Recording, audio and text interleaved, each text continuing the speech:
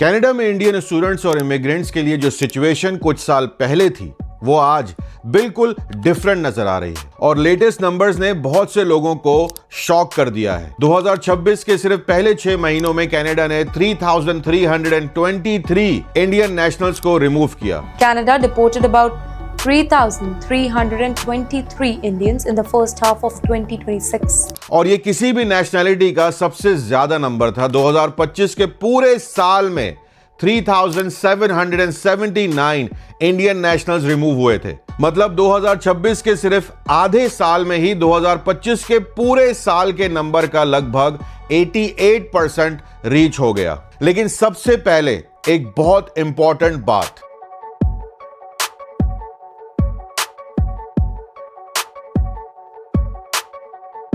ये 3,323 लोग स्टूडेंट्स थे, ऐसा सीबीएसए डाटा नहीं कहता। ये इंडियन नेशनल्स के रिमूवल्स का नंबर है। और दूसरी इंपॉर्टेंट बात कि ये सब जो डिपोर्ट हुए हैं ये क्रिमिनल्स भी नहीं है। ये बात समझना बहुत जरूरी है। सीबीएसए का अवेलेबल डाटा इंडिविजुअल पर्सन के रिमूवल का एग्जैक्ट रीजन नहीं बताता। इसीलिए कोई ये कह रहा है कि 3,323 इंडियन क्राइम की वजह से डिपोर्ट हुए तो वो अवेलेबल डाटा से ज्यादा क्लेम कर रहा है। तो फिर इंडियन नेशनल्स को कनाडा से रिमूव क्यों किया जा सकता है? देखिए दोस्तों, इसका रीजन जो है ना वो पर्सन टू पर्सन डिफरेंट हो सकता है। जैसे कि बहुत ही सिंपल है भाई, इमिग्रेशन रूल्स की वायलेशन हो गई, लीगल स्टेटस लूज हो जाना, परमिट की कंडीशन को फॉलो ना करना, अनऑथराइज्ड वर्क, मिसरिप्रेजेंटेशन या फॉल्स इंफॉर्मेशन, या किसी का जो रेफ्यूजी क्लेम था वो रिफ्यूज हो गया, या फिर क्रिमिनलिटी भी हो सकता है, ऑर्गेनाइज्ड क्राइम जिसे हम कहते हैं।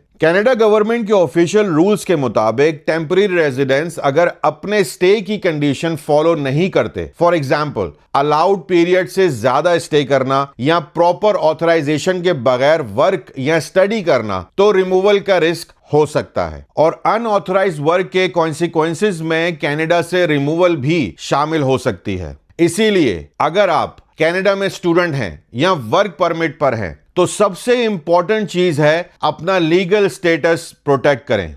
भाई प्लीज स्टडी परमिट को पीआर मत समझें, वर्क परमिट को सिटीजनशिप मत समझें। और कनाडा में कुछ साल रहने का मतलब ये नहीं कि आप ऑटोमेटिकली कनाडा में परमानेंटली रह सकते हैं। अगर आप स्टूडेंट हैं, अपनी स्टडी परमिट की कंडीशंस समझें, जितना काम लीगली अलाउड है उतना ही करें, अनऑथराइज्ड वर्क से बचें, अपने डॉक्यूमेंट्स को जेन्युइन रखिए, एप्लीकेशन में फॉल्स इंफॉर्मेशन ना दें, और सबसे इंपॉर्टेंट अपनी इमिग्रेशन एप्लीकेशन को खुद भी समझें। सिर्फ एजेंट पर ब्लाइंडली डिपेंड मत करें। एजेंट ने अगर आपकी एप्लीकेशन में कोई गलत इंफॉर्मेशन सबमिट कर दी तो फ्यूचर में प्रॉब्लम आपके लिए क्रिएट होगी। अगर आपका स्टेटस एक्सपायर होने वाला है, लास्ट मिनट तक वेट मत करना। अपनी सिचुएशन को पहले समझें और जरूरत हो तो क्वालिफाइड इमिग्रेशन प्रोफेशनल से प्रॉपर एडवाइस लें। लेकिन अब सवाल यह है दोस्तों, कनाडा में यह सब इतना सडनली क्यों हो रहा है? सिर्फ कुछ साल पहले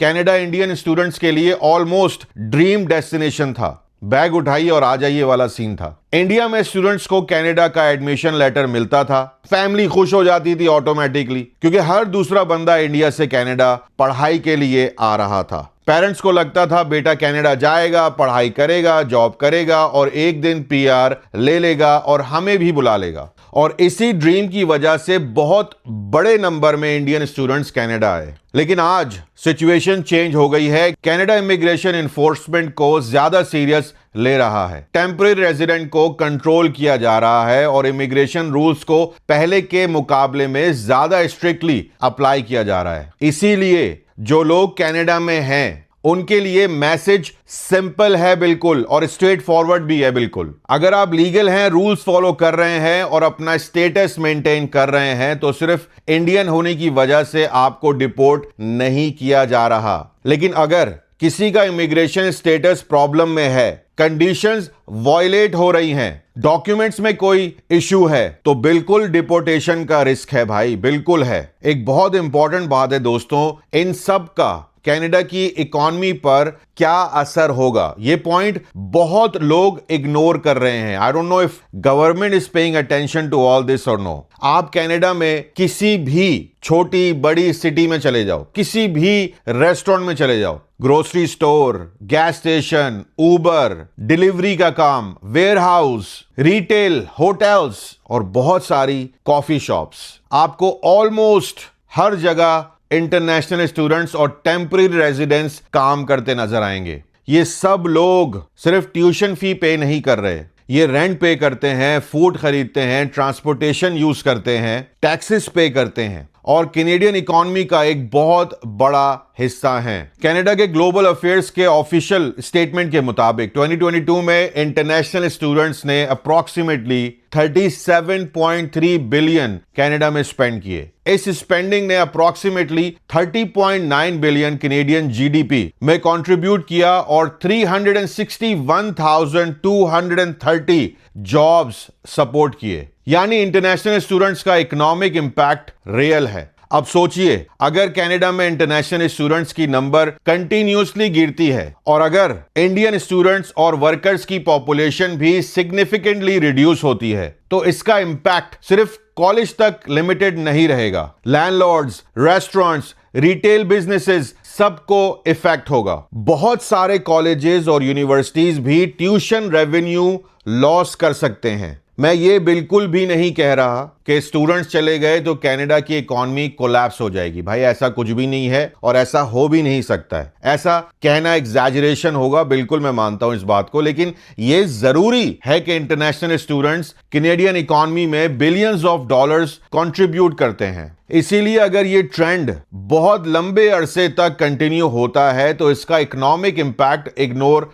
नहीं किया जा सकता। मैं एक बहुत ही सिंपल सी आप लोगों को बात बताता हूं दोस्तों। अगर कोई स्टूडेंट कनाडा में जेन्युइनली पढ़ रहा है, मेहनत कर रहा है, लीगल स्टेटस भी मेंटेन कर रहा है, जॉब कर रहा है, टैक्सेस पे कर रहा है और कैनेडियन सोसाइटी और इकोनॉमी में पॉजिटिव कंट्रीब्यूशन कर रहा है, तो हमें बिल्कुल उसकी सपोर्ट करनी चाहिए। उसको पीआर, उसको वर्क परमिट, जो भी उसके प्रॉब्लम्स हैं उसको रिजॉल्व करना चाहिए गवर्नमेंट को। किसी को सिर्फ इंडियन होने की वजह से टारगेट नहीं करना चाहिए। लेकिन अगर कोई इमिग्रेशन रूल्स ब्रेक करता है तो बिल्कुल वो सजा का मुस्तहिक है, बिल्कुल वो डिपोर्ट होना चाहिए, बिल्कुल अपनी कंट्री उसको वापस भेजना चाहिए। स्पेशली वो लोग जिनके डॉक्यूमेंट्स फेक हैं, जो फ्रॉड करते हैं, जो क्रिमिनल एक्टिविटीज में मुलव्विस हैं, या फिर जिनका लीगल स्टेटस एक्सपायर हो गया है और यहां पे छुप छुप के रह रहे हैं। ऐसा मत कीजिए, जिस दिन पकड़े गए उस दिन आप डिपोर्ट होंगे। तो फिर कनाडा के रूल्स अप्लाई होने चाहिए, बिल्कुल होने चाहिए, और जो भी लॉ के मुताबिक है वो सब कुछ होना चाहिए। जो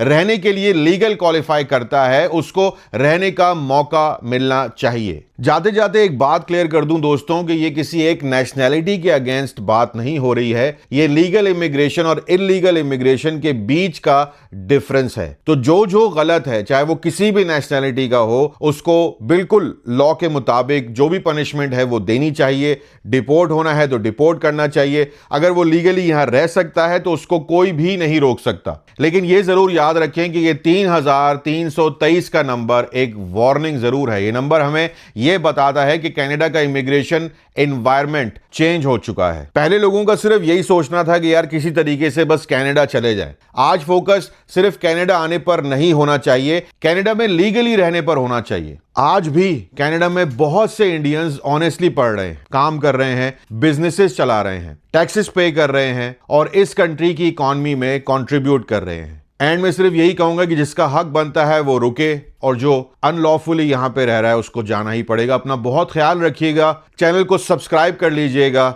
ये वीडियो बहुत इंपॉर्टेंट है सारे स्टूडेंट्स को और जो भी वर्कर्स यहां पर हैं जिनके सारे प्रॉब्लम्स चल रहे हैं, किसी की फाइल फंसी हुई है, कोई लीगल इलीगल के मसले फंसा हुआ है, तो उसको ये वीडियो जरूर आप शेयर कीजिए। अपना बहुत ख्याल रखें। वंस अगेन सब्सक्राइब कर लीजिएगा। इंस्टाग्राम पे फॉलो मस्ट है, फेसबुक पर काशिफ इन कनाडा। जी हां, इतना ज्यादा प्यार देने के लिए फेसबुक पे बहुत बहुत शुक्रिया। आप यूट्यूब को भी उतना ही प्यार दीजिए। व्हाट्सएप पे हमारा चैनल है फॉर क्विक अपडेट्स, वहां पे भी फॉलो कर लीजिए। अपना बहुत ख्याल रखें। Take care.